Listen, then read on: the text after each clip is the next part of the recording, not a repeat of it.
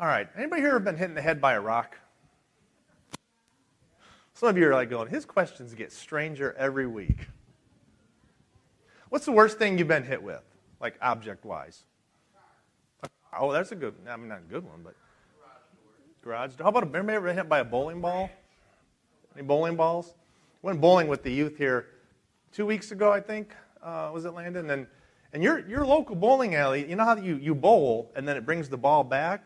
Well, your local bowling alley shoots that ball back at about 30 miles an hour. So I had my hand down there kind of waiting, and you ever get pinched between the two balls? So that, but how many everyone ever dropped one of those, they call them the sledgehammer, the big hammer on your foot? That'll make you say some nice words, won't it? That hurts. Yeah, I'm not sure where we were. This got kind of sidetracked, but okay, yes. Open your words, your God's word with me this morning. I told you I was from sleep this week. So 1 Samuel 17. Familiar story about rocks to the head, a rock. We took a week off last week from our kind of, I guess we're working on a little bit of an unintended mini-series on the life of David. And last week we had our Kids and Youth Sunday, and Violet brought the word for us. So 2 weeks ago we were in 1 Samuel 16, and we introduced to you, I introduced, maybe that's not the a young shepherd boy by the name of David. Thank you. And also a priest by the name of Samuel. And if you remember, Samuel went to seek out David. Not him specifically, but he was looking for the next king. Saul was the king of Israel, their first king, and he messed up. And God said, I'm going to remove the throne from your bloodline, from your family. And so he sent Samuel to Bethlehem, and he was instructed to find the house of Jesse. So he went to the family home. And remember, they did the parade of brothers. The 7 all came, and I did the little sound effect thing, the boom, rejected, right? 7 brothers come through, all rejected. God rejected the oldest and the tallest and maybe the prettiest. One, the youngest, maybe the runt of the litter, if you will. He comes through. He wasn't even invited. That's how insignificant David was in the family, right? Out in the field, they had to go find him. God said David is the one. He's the next king. And Samuel anoints him, if you remember. Now, the difficult thing for me is that, David just didn't pack his suitcase that day and move into the palace. He had to wait like somewhere between 15 and 20 years before he would be king. And so he's just kind of going on with his life. And I'm not really sure how that would look. If you can imagine being told that, you're going to be the next president of the United States, but you might have to wait 15 to 20 years. I mean, what's the anticipation in that like?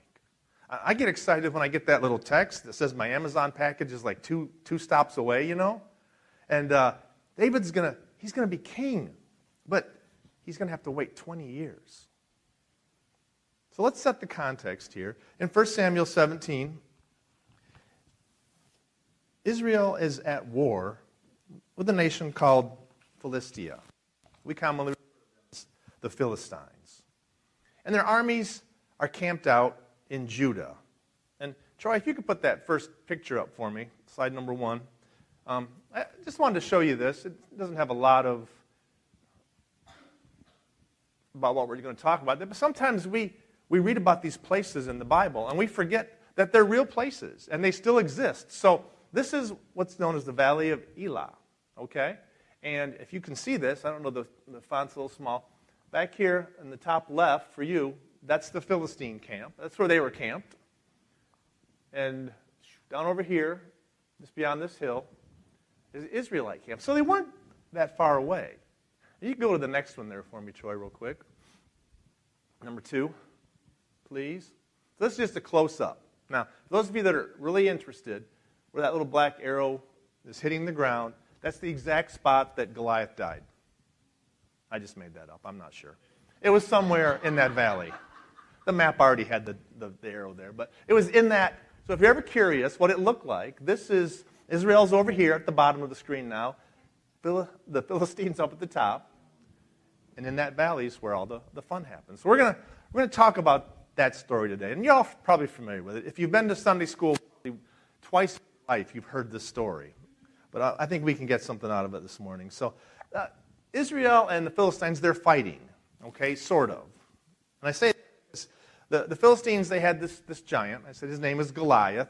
And if we take his measurements in the Bible, and from all we know, carry them forward to our English standard measurement system, Goliath was 9 feet, 9 inches tall. So if he were to play basketball and stand underneath the rim, his head would be about that far below the basketball rim. So, I mean, he can dunk without even, jumping. So that'd be a great skill to have, right? But he was there, they called him a champion. So for 40 days, he would come out and he would sort of taunt the Israelites and make fun of them and call them puny and weak and, kick sand in their face. I'm not sure, but he was taunting them. And he challenged them to a duel, really.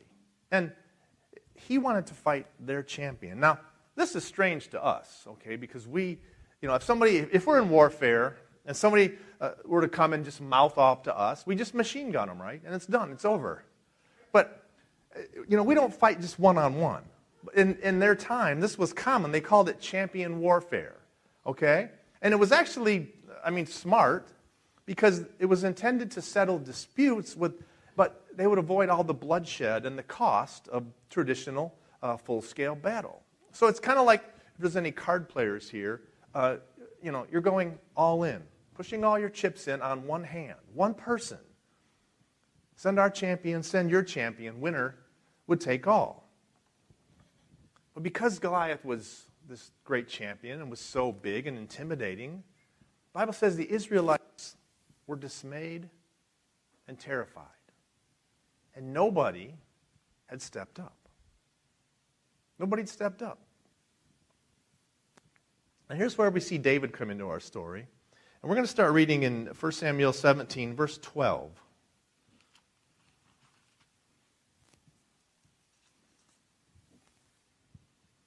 It says, "Now David was the son of an Ephrathite named Jesse, who was from Bethlehem in Judah. Jesse had 8 sons, and in Saul's time, he was very old. Jesse's 3 oldest sons had followed Saul to the war. The firstborn was Eliab, the second Abinadab, and the third Shammah. David was the youngest. The 3 oldest followed Saul, but David went back and forth from Saul to tend his father's sheep at Bethlehem." So as David, again, he's been anointed and he's kind of just going on with life while he waits for this king thing to happen. He's going back and forth to where his brothers are at. And it looks like it's about 15 miles. So something he could walk in a day. And on this particular occasion, Jesse, his dad, sends him down with a care package, really, to his brothers. And he also wants a report. The brothers had apparently not been phoning or texting. So they're curious. He sends David as kind of a messenger. And David, he goes down to the valley we showed you, the area where the warfare is happening. And he just happens to be there when Goliath comes out on one of his daily rants. And in verse 24, it says, "Whenever the Israelites saw the man, they all fled from him in great fear." But apparently, David didn't share that feeling. In fact, we're going to read and see that David got kind of irritated and offended. In verse 26, if you'll jump there, David asked the men standing near him, "What will be done for the man who kills this Philistine and removes this disgrace from Israel? Who is this uncircumcised Philistine that he should defy the armies of the living God?" Everybody else is running. They're fearful. David has a different perspective on all this. And the others were afraid. And probably, after all of Goliath's taunting, their egos may have been bruised a little bit. But David just kind of, and I'll paraphrase, says, "Who is this loudmouth jerk that would mock the army of God?" See, he placed his faith above fear. And some would say for a good reason, okay? I would say for good reason. David had some experiences to pull from here. He had killed a bear and a lion while defending his sheep. And he didn't just defend the sheep. As the story goes, this bear came into the camp, and it grabbed one of David's sheep, and he took off. And you know, he's walking away, running away, whatever bears do, grabbing this sheep like he's getting takeout and going back to have dinner, going home to the baby bears, all right? David chased this bear down. It says he smacked him, and he dropped the sheep. Again, paraphrasing just a little, but the bear got mad and turned on David. Now, David says in the Bible, he grabs the bear by its hair. Now, he's kind of pushing his luck just a bit. I think I would have grabbed my sheep and tried to make a break for it.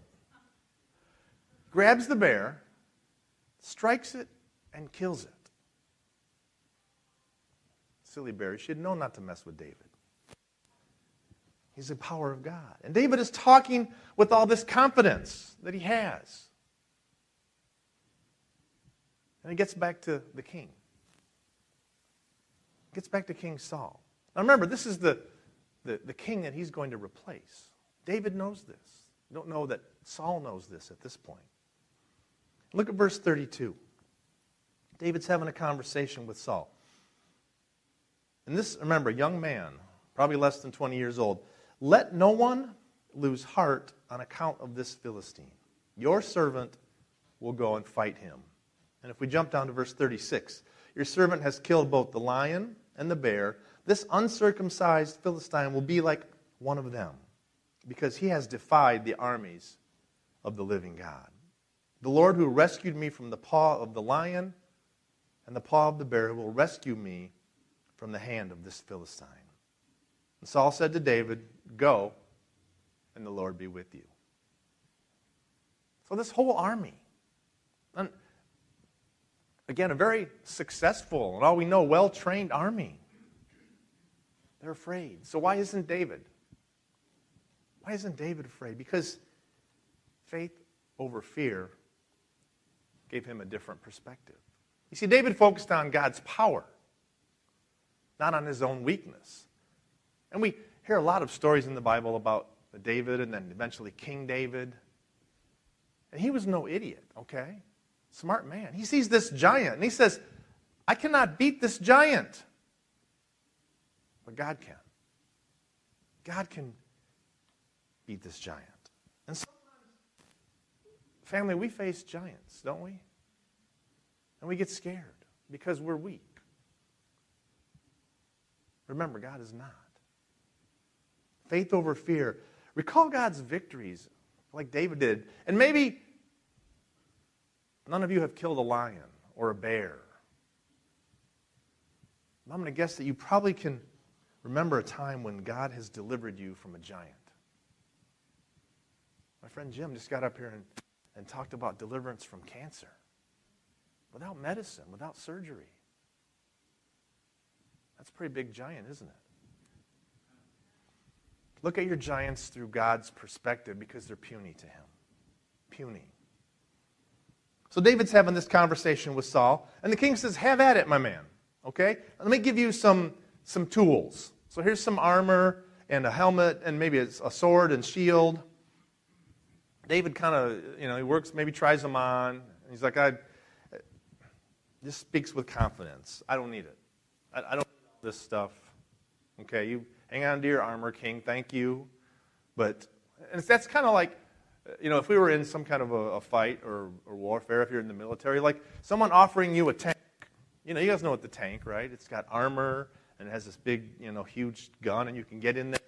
Really would be kind of impervious to, almost everything. And someone says, here, you can be in the tank. And you say, nah, that's okay. I'll just stand right strong here with my .22 rifle.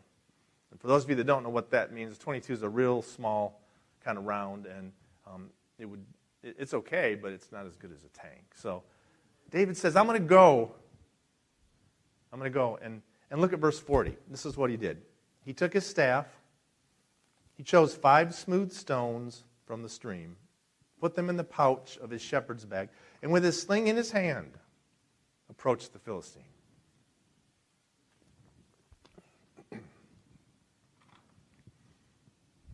All right, so family of God, listen, David had faith over fear, which is great. It's awesome, but he still needed to act. Right? He still needed to do something. He could have stood there all day just talking about the power of God. He was going to take care of this giant, how he would go. We shouldn't fear him. But it's all talk until he does something. You can have all the faith in the world, but at some point, we have to confront the giant. We have to act on our faith. And so David steps up on this champion with all the cocky, maybe, confidence that he could have. And why would he do that? Because he was a tough guy? Huh? A veteran soldier? None of that. Look at verse 45 with me. David, now he's talking to Goliath. He said to the Philistine, "You come against me with sword and spear and javelin, but I come against you." Now listen to this, family. This is powerful. "In the name of the Lord Almighty, the God of the armies of Israel, whom you have defied." So Goliath has kind of stepped in it, right? He thinks he's just messing with this little nation of Israel. David had a different message for him. It says, "This day the Lord will deliver you into my hands, and I'll strike you down and cut off your head. This very day I will give the carcasses of the Philistine army to the birds and the wild animals, and the whole world will know that there's a God in Israel. All those gathered here will know that it is not by sword or spear that the Lord saves, for the battle is the Lord's, and he will give all of you into our hands." So David, he took it to another level there, didn't he? He said, this is not Goliath. Look, this is not between you and me. It's not between your army, your men, your humans, and our humans. You've defied God now, the living God. And this is why David is cocky here, right? He's not strong. He's not a champion. He just fights for the one who is. Amen? He's confident in the power of God. And see, family, we need to face our giants with the confidence of David, knowing that God is on our side and he's got our back. And when the world mocks you or laughs at you, maybe tells you you have nothing, when you feel like you're beat down, that you can't do another day, about the confidence of David, which is actually the confidence in our God. Come against your giants in the name of the Almighty God. All right, so Goliath decides, I guess, that he's done trash talking. And he's kind of ready to be done, as we go on, ready to be done with this nuisance, right? He was kind of offended when David came out. In fact, we didn't read this verse, but he says, "What am I? A dog? You come at me with sticks?" Here's this 9'9", so that's, over 3.5 feet taller than me. Probably muscular. I guess you got to have some muscle to carry around that frame. And here's David, probably my size, average size. Look at verse 48. As the Philistine moved closer to attack him, David ran quickly toward the battle line to meet him. Reaching into his bag and taking out a stone, he slung it and struck the Philistine on the forehead. The stone sank into his forehead, and he fell face down on the ground. So David triumphed over the Philistine with a sling and a stone. Without a sword in his hand, he struck down the Philistine and killed him. I read this, and new things from the Word pop out at me each time I study it. But look, David was excited about this mess. Okay, he's gonna lose, right? Everybody knows they're looking at this battle. No way. It says he ran quickly to the battle line to meet Goliath. Now, some of us may have looked for a tree or a rock. I can sling from behind a tree, just some cover maybe. David runs to meet him, to the I mean, I don't know if there's an actual line in the sand, but he runs to the battle line quickly. He confronted his giant, and he triumphed over him without a sword or without armor or any traditional type things that you would take in battle. He had a sling, and he used one smooth stone. Some people would say that's pretty lucky, right? There was no luck involved. You say, well, he must have been really good with that sling, a really good shot. And maybe he was, but he didn't need skill. See, David was just a tool. David was the tool. This victory belonged to God. David needed some things, right? He had to show up. We need some things, don't we, to have victory over our giants. The right perspective. Do you think perspective mattered in this story today? You think in human terms David was scared? I'm going to say I bet that he was. Let me ask you, do you think God was scared of Goliath? Goliath is puny to God. Right? And I know some of you probably have your own giants right now. Some of them are probably bigger than 9 feet 9 inches tall. We all have giants. We live in a world that is filled right now with fear. That's our reality. We're burdened with the epidemic of addiction and depression, anxiety. And also full of pride and ego, the kind that pulls us away from God. Our finances a lot of times can be in a mess. We have broken relationships, broken bodies. So here's the thing, though. David didn't defeat Goliath because he was bigger, because he was better or stronger. He defeated Goliath because he had, number one, faith over fear. He ran toward the battle and not away from it. And he believed in God for victory. And maybe, family, maybe by himself David would have needed a sword or a shield or a spear, maybe a bow with some arrows. See, with God, all he needed was just one smooth stone. The victory belonged to God. Let's bow our heads, please.